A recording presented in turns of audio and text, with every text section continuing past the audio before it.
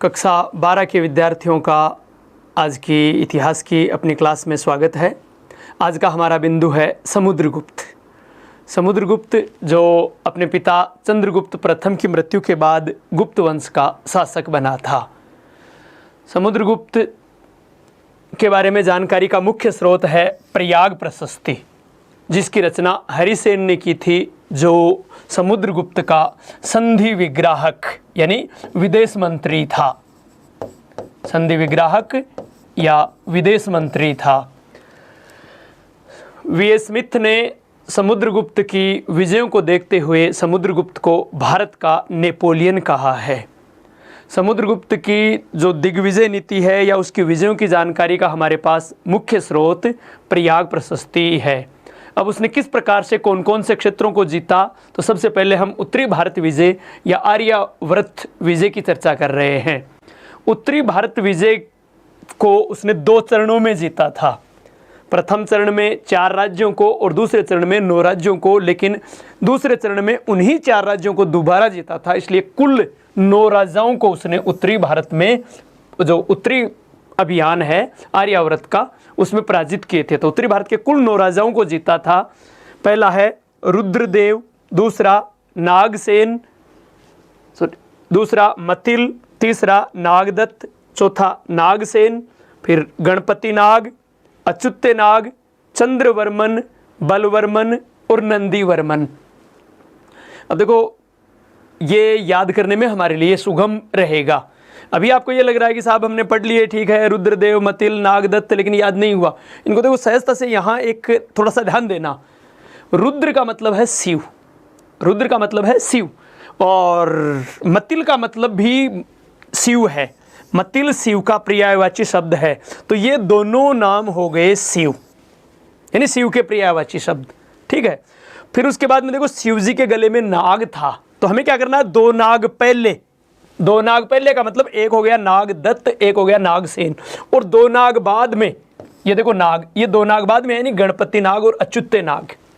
फिर शिव जी के जटा पर चंद्रमा था तो चंद्रवर्मन, उनके एक बैल था तो बलवर्मन, और उस बैल का नाम नंदी था तो नंदीवर्मन।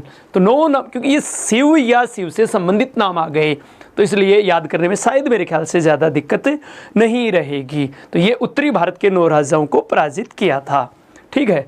उसके बाद में हम समुद्रगुप्त की दक्षिण भारत विजयों की चर्चा करें।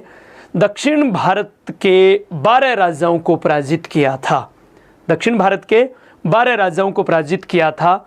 वेंगी, अच्छा, आपके सिलेबस में 12वीं की क्लास में राजाओं के नाम नहीं दिए गए हैं, आपके केवल इन राज्यों के नाम हैं।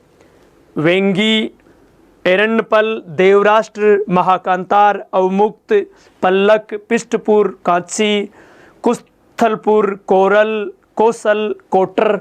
इनको याद करने का भी एक सूत्र है। आप इनको ऐसे याद कर सकते हैं, वेद, 4 वेद है ना, तो आप वेद, फिर मापक, MAPK, वेद मापक। ये देखो यहाँ पर वी का मतलब वेंगी, ई का मतलब एरंडपल, डी का मतलब देवराष्ट्र, ठीक है।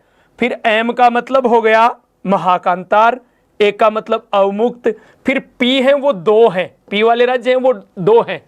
तो पी वाले 2 कौन सा, एक पल्लक और एक पिष्टपुर, ठीक है। और के लगातार के पर, तो के हैं 5। अब 5 के वाले याद रह जाएंगे, कांची, कुस्थलपुर, कोरल, कोसल और कोटर। तो इस प्रकार से आपको ये याद करने की ज़रूरत नहीं है। आपके सिलेबस में हालांकि ये नाम भी लिख दिए हमने कि वेंगी का राजा हस्तिवर्मन था, एरण्यपल का दमन था, लेकिन आपको याद नहीं करने हैं 12वीं के विद्यार्थियों को। आपको केवल इन राज्यों के नाम याद करने हैं। अच्छा, एक बात आपको विशेष ध्यान रखनी है, समुद्रगुप्त ने उत्तर भारत के राजाओं के प्रति जो नीति अपनाई थी वो तो थी प्रसबोधरण, अर्थात जड़मूल से नष्ट करने की, कि उन राजाओं को समाप्त कर दिया और उनका राज्य अपने राज्य में मिला लिया। जबकि दक्षिण भारत के राजाओं के प्रति उसने जो नीति अपनाई वो थी, दक्षिण भारत के राजाओं के प्रति नीति राजग्रहण मोक्षानुग्रह की नीति। राजग्रहण मोक्षानुग्रह,